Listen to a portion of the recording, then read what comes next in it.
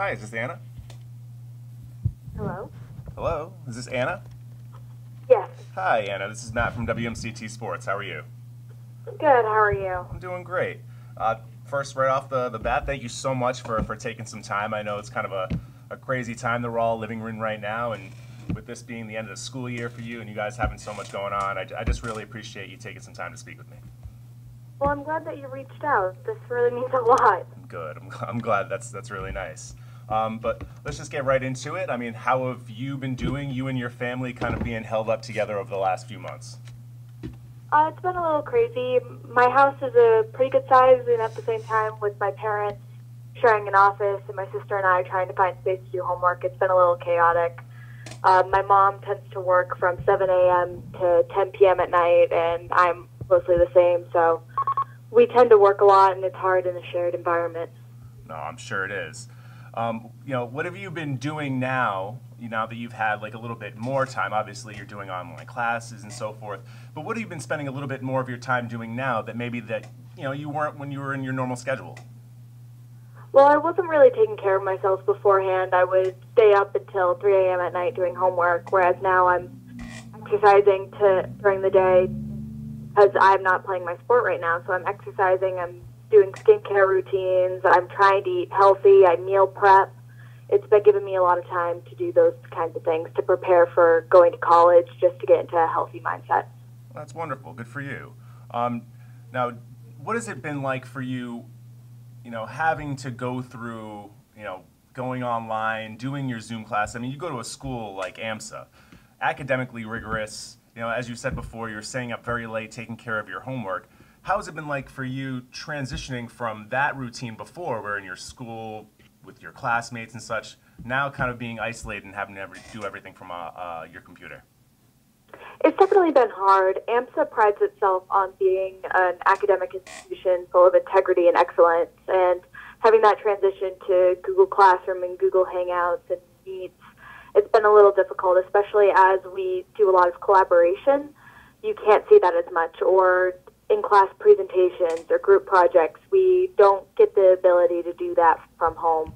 So it's been really hard, and yet at the same time, teachers are able to come up with materials that they wouldn't have before, like discussion boards or small group meets, so that you can go to discuss a question and then come back to class. So our teachers have gotten creative over a period of time, but it definitely took a while to kind of get into the flow of things again. Oh, that totally makes sense. I feel like we were all kind of, no matter what your profession was, no matter what you were doing, everything kind of just stopped, and we've all kind of had to learn how to readjust in this new world that we're all living in. Yeah, exactly. Now, so overall, you would say that AMSA's done a good job in trying to provide different resources for you guys and help along the way as you've all tried to transition?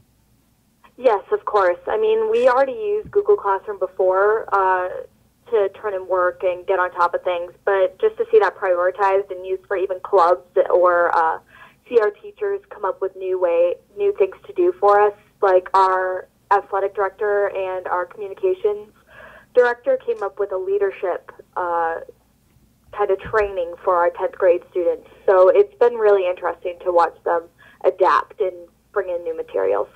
That's great. So what about, you're going to be finishing up this school year. What are your plans for next year? Next year I will be attending UMass Amherst to study sports management. I want to be in the front office of a professional football team one day, so big dreams, and I'm going to a big school.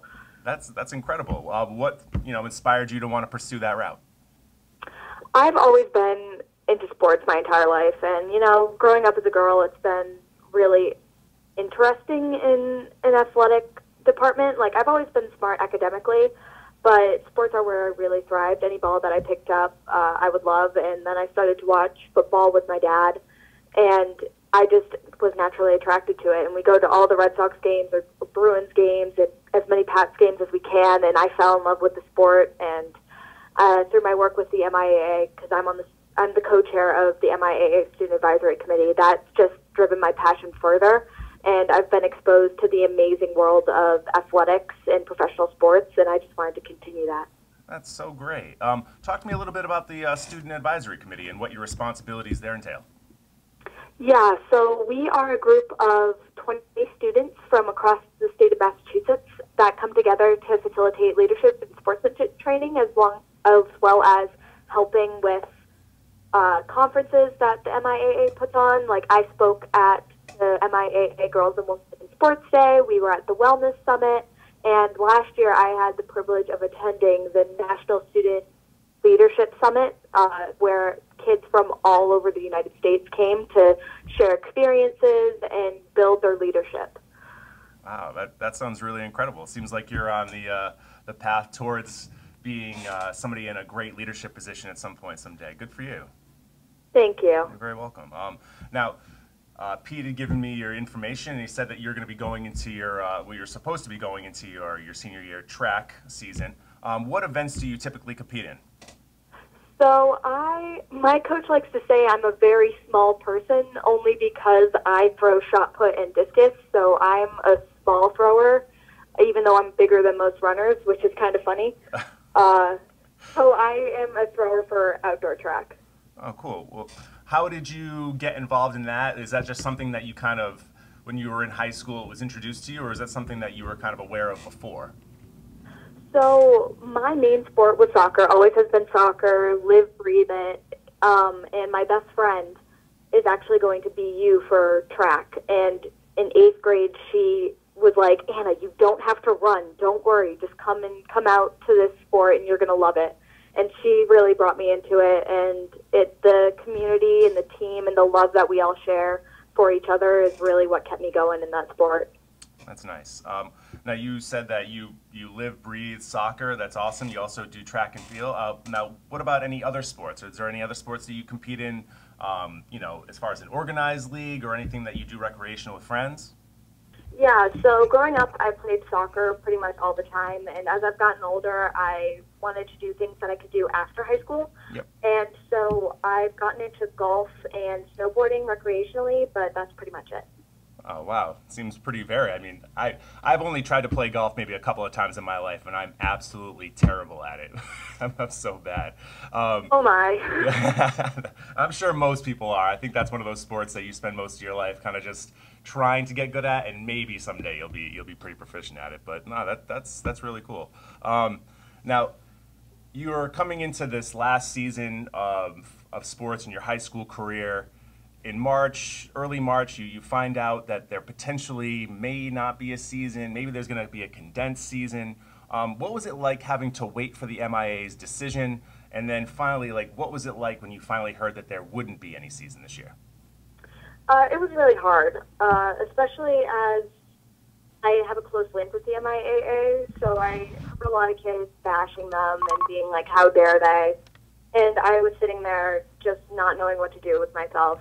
Because the MIAA, as a committee, since we represent student athletes of Massachusetts, we've been putting out materials, things to keep athletes positive and have hope. And then that news hit, and we were just all devastated. And we knew that it was not gonna, our last season was not gonna happen for a lot of us, but we knew we had to make the best of it. Sure. I couldn't imagine spending years in school, and it's all kind of this build-up until that final moment, your senior year, where you get to have your last season with all your fellow classmates. It must have been very difficult for you guys. Yeah, it definitely was, especially as at AMSA we worked so hard all year long, and then those last few months you finally get that breathing room, and just it didn't ever come. It's too bad. Now, aside from sports, obviously a senior is a special time, in a young person's life. You have all these different things that come up, like proms and graduations and senior days for whatever it is whatever sport you play.